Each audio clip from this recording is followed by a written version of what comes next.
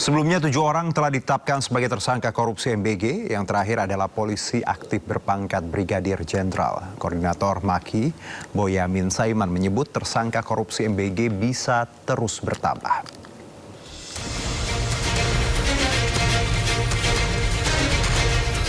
Bak kotak Pandora yang terbuka, tersangka korupsi MBG bertambah lagi. Kejaksaan Agung kali ini menetapkan Lalu Muhammad Iwan sebagai tersangka ke-7 dalam pusaran korupsi MBG. Kejagung menyebut Sekretaris Deputi Bidang Promosi dan Kerjasama Badan Gizi Nasional ini terlibat korupsi penjualan ompreng atau food tray. Modusnya, perwira polisi aktif berpangkat Brigadir Jenderal itu mencari calon mitra untuk mendirikan dapur MBG. Syaratnya, mereka wajib membeli ompreng kepada perusahaan PT SGI. Belakangan terungkap PT SGI ternyata perusahaan yang sengaja ia dirikan. Jadi perannya adalah pada tahun 2025, saudara LM ini meminta saksi YCS dan RD mendirikan suatu perusahaan ya, dengan tujuan sarana untuk melakukan penjualan alat berupa food tray kepada calon mitra SPBG dengan harga yang sudah ditentukan oleh tersangka LMI ya. Walaupun sudah menetapkan 7 orang tersangka, Ketua Masyarakat Anti Korupsi Boyamin Saiman menyebut jumlah tersangka korupsi MBG kemungkinan akan bertambah. Boyamin juga mendesak Kejagung tidak hanya menetapkan tersangka, tetapi juga harus bisa mengembalikan kerugian uang negara. Jadi ini masih banyak yang harus jadi tersangka, karena banyak yang dimanipulasi, banyak yang dikorupsi. Mulai dari titik dapur, pengadaan motor listrik, ompreng, mungkin CCTV, mungkin diduga juga terkait dengan pengadaan pakaian, pengadaan tablet, segala macam. Itu sudah seharusnya Kejaksaan Agung menyasar semua yang terlibat dalam korupsi MBG dan BGN. Karena apapun, ya untuk pertama tujuan utamanya adalah pengembalian kerugian negara. Karena kalau tidak disasar nanti pengembalian kerugian negara akan minim.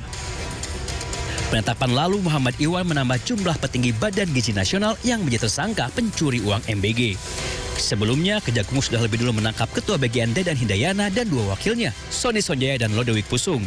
Menyusul 3 tersangka lainnya dari pihak swasta, yakni Asep Yusuf Somantri, Glory Harimasi Hombing, dan Andri Mulyono. Tim Liputan Ainus melaporkan.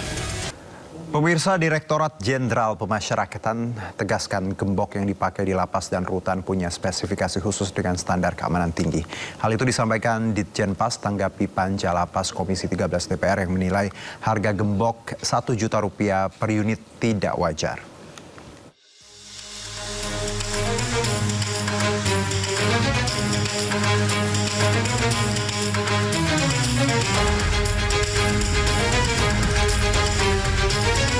Direktorat Jenderal Pemasyarakatan tegaskan gembok yang digunakan di dalam lapas bukan merupakan gembok komersial biasa.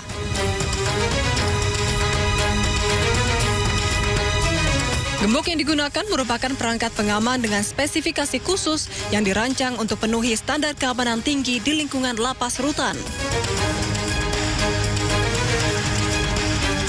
Menurut juru bicara Ditjenpas Rika Priyanti, setiap gembok wajib penuhi syarat ketat, mulai dari bahan logam berkekuatan tinggi, tahan karat, tak mudah rusak, hingga punya sistem anak kunci yang tidak mudah diduplikasi.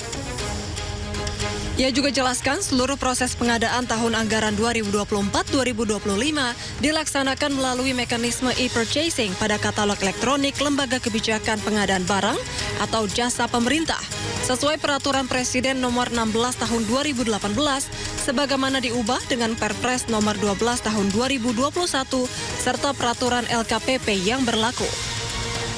Sebelumnya, Panitia Kerja Lembaga Pemasyarakatan Komisi 13 DPR soroti pengadaan gembok di lingkungan Direktorat Jenderal Pemasyarakatan, Kementerian Imigrasi dan Pemasyarakatan yang nilainya mencapai sekitar Rp92,5 miliar dalam kurun 2 tahun.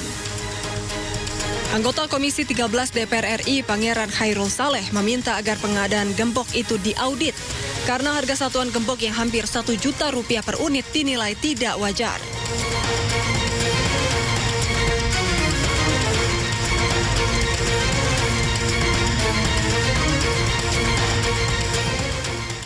Pradi Bersatu berencana mengirimkan surat ke Mahkamah Agung. Pradi meminta agar MA meninjau penahanan Roy Suryo.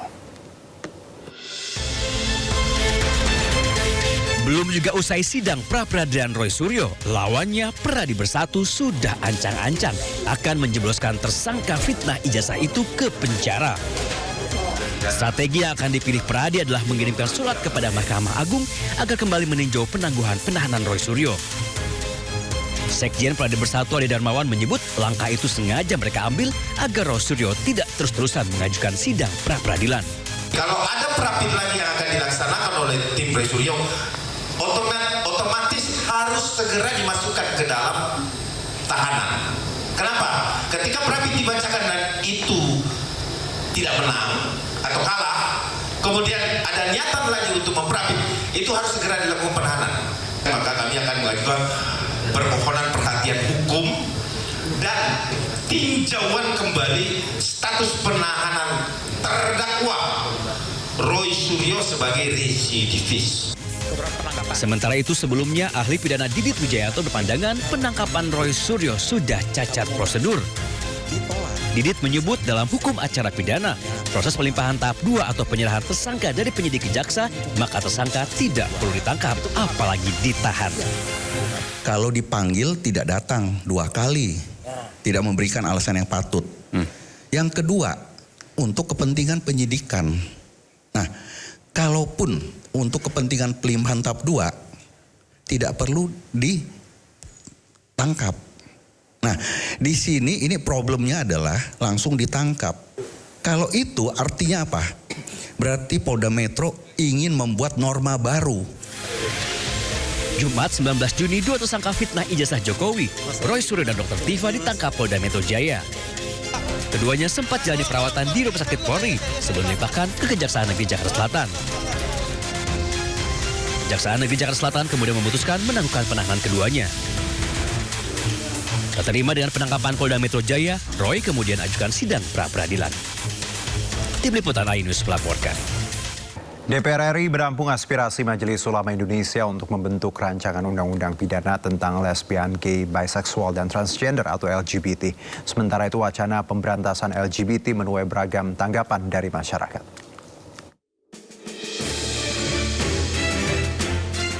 Majelis Ulama Indonesia tengah menggodok naskah akademik dan rancangan undang-undang pidana tentang lesbian, gay, biseksual, dan transgender atau LGBT. Wakil Ketua Umum MUI Kholil Nafis menegaskan langkah hukum ini diambil karena imbauan moral dinilai sudah tidak mempan membendung fenomena penyimpangan seksual di Indonesia. MUI menyatakan perang terhadap pelaku maupun kampanye LGBT. Adapun rancangan undang-undang pidana untuk memberantas perilaku LGBT di Indonesia mendulang beragam tanggapan dari masyarakat. Tanggapan saya sih bagus sih buat kampanye seperti itu karena kita harus gimana ya, harus menormalisasikan jati diri laki-laki gitu kan, jangan jadi kayak boti gitu. Tapi dengan kampanye yang dilakukan juga caranya? Kalau cara kayak gitu 50-50 lah, setuju, nggak setuju ya. Karena mungkin bisa menyakiti hati orang lain juga. Jadi dengan kampanye yang disuarakan, setuju saya. Jadi bisa masyarakat bisa mengetahui apa dampak dari bot ini juga dan menjadi integritas kita untuk mengenalkan sebenarnya gender kita itu apa sih. Untuk kampanye berantas boti menurut saya oke ya, since LGBT di Indonesia kan masih belum diperbolehkan ya, masih ilegal. Cuman mungkin caranya kali ya Mas, nggak yang lindas boti atau apa anarkis banget. Cuman mungkin bisa baik-baik atau pengarahan kayak kalau nemu orang yang agak-agak boti bisa mungkin diluruskan atau dibilang baik-baik gitu. Ya, tapi jangan anarkis juga sih. Kan manusia juga ya walaupun boti. Sementara itu DPR telah menampung aspirasi MUI untuk memberantas LGBT dan akan membahasnya. Tim Liputan iNews melaporkan.